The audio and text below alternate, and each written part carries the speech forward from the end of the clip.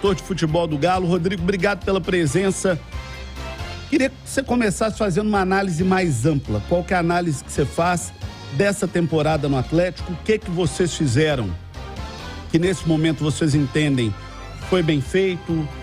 O que o Atlético fez nessa temporada que se arrepende, que se pudesse voltar na fita faria diferente? Como é que você analisa essa temporada, esse ano do Galo até aqui? Obrigado. Obrigado, João. Obrigado novamente pelo convite. E também obrigado pela oportunidade, né, de falar com o nosso torcedor, que é através de vocês que nós chegamos até eles. Nós não podemos, né, dissociar daquilo que nós planejamos o fato da saída do treinador. Por quê? Porque quando nós fizemos as nossas reuniões lá em novembro para dezembro, definimos pela chegada do Eduardo Cudê e, consequentemente, a montagem do elenco passava muito pelo modelo de jogo dele, adaptação e tal. Nós fomos seguindo, né, as diretrizes, obviamente tentando respeitar ao máximo o orçamento do clube, mas também trazendo jogadores com as características próprias do modelo adotado, porque nós fizemos um contrato com ele de 2 anos. A intenção era de que fosse realmente um projeto para futebol brasileiro, isso até podemos chamar de longo prazo. Infelizmente, né, ele optou por sair. Fizemos, no fim das contas, um acordo com ele, mas essa interrupção, ela sempre traz danos, né? Não importa, independe do nome de quem sai e de quem chega. Né?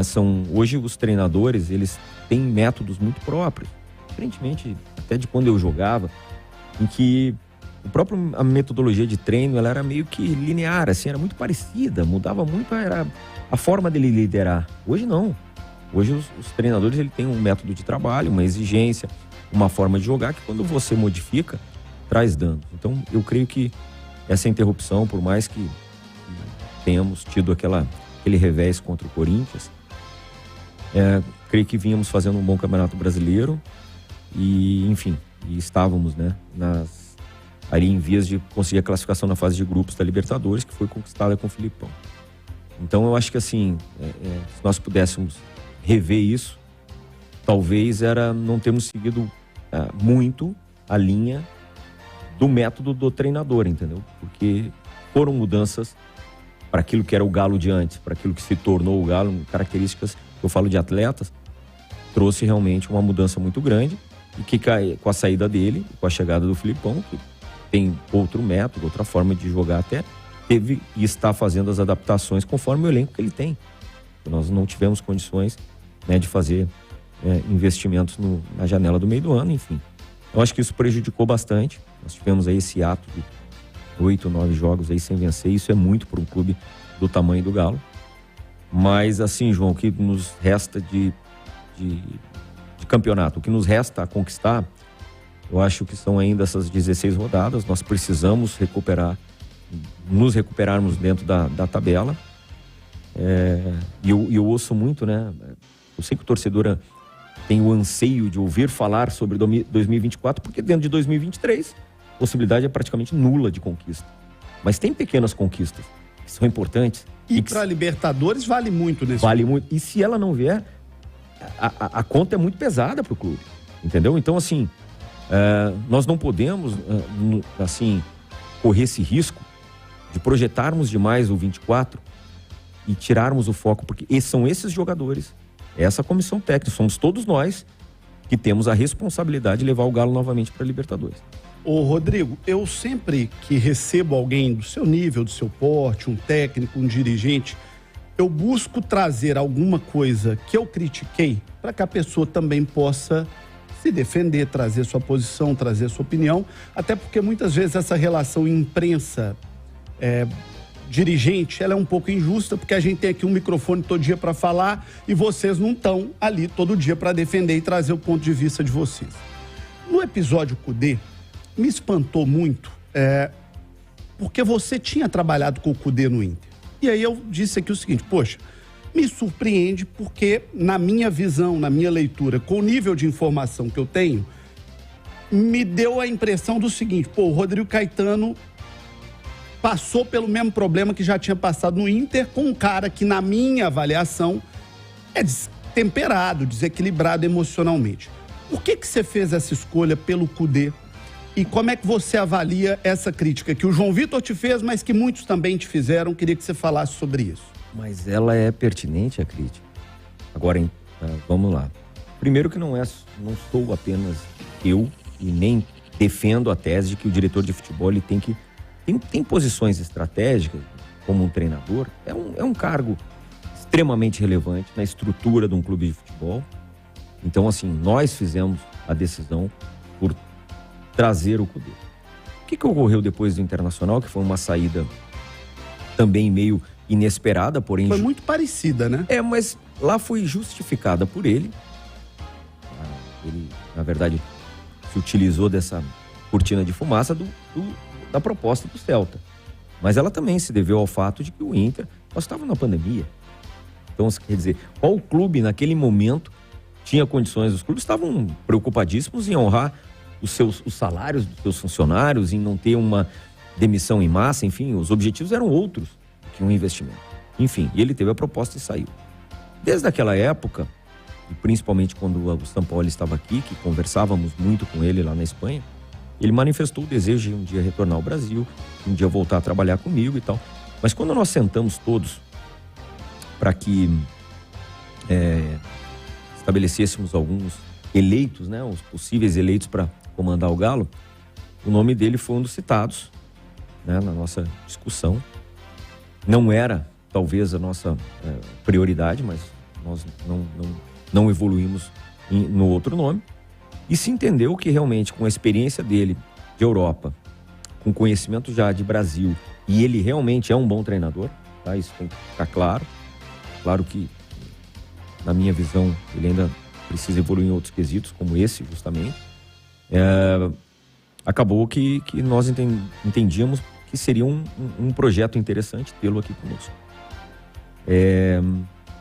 Mas, realmente, o episódio ocorrido, e a gente também tem que levantar a infeliz entrevista que ele deu antes e que já gerou esse descontentamento, esse desconforto, e que nós conseguimos... Mitigaram naquele Exato. momento. Né? Superamos, né? Exato. E, enfim... Contra o Libertad, né? Foi logo após o Libertad. Estreia, né? Na Copa Libertadores, né, Ale? E assim, já tínhamos ganho, né, o estadual, a nossa equipe, eu acho que talvez no momento em que ele saiu era o melhor momento, talvez. Era a hora que o time jogava melhor. O entendimento, por isso que eu falo de método, né? É uma discussão válida. Hoje, né, os princípios de treinamento, eles aproximam muito ao que o treinador define de modelo de jogo, né? Então, assim, imagina você treinar repetidas vezes uma forma de jogar, de repente, bom, o treinador se vai. E, lamentavelmente, ele manifestou esse desejo, também, novamente, por não entender a realidade que o clube vivia. E todos nós que somos profissionais, nós temos que entender que existe hierarquia, e a hierarquia prevalece.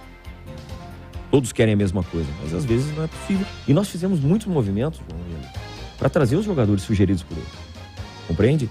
E, bom, infelizmente ele tomou essa decisão, nos atrapalhou demais, e por isso que eu digo, eu tenho a minha parcela de culpa, apesar de ter alertado de que, isso eu faço com todos, os atletas que trabalharam comigo, bem como os treinadores.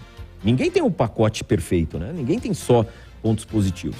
Isso foi detalhado, mas enfim, acreditamos que seria possível ele tocar aqui um projeto de, no mínimo, médio a longo prazo, mas infelizmente isso não ocorreu, então não tem como eu me eximir da responsabilidade, mesmo que ela tenha sido dividida, mas obviamente eu fui um dos que trabalhei com ele e esperava que ele tivesse um outro entendimento, que infelizmente... Mais maduro, de repente mais maduro, né?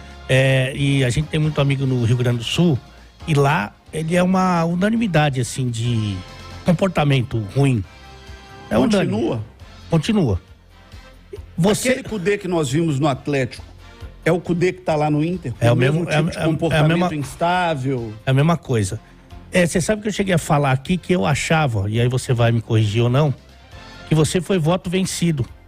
Porque você foi o único que teve experiência ali dos caras que manda, foi o único que teve experiência com ele. Você foi voto vencido na contratação do Kudê? Não, ele não se... Não, só pra vocês entenderem, tipo, né? Isso, tipo voto vencido, mas não. Não, é que assim, isso vale também, a gente tem...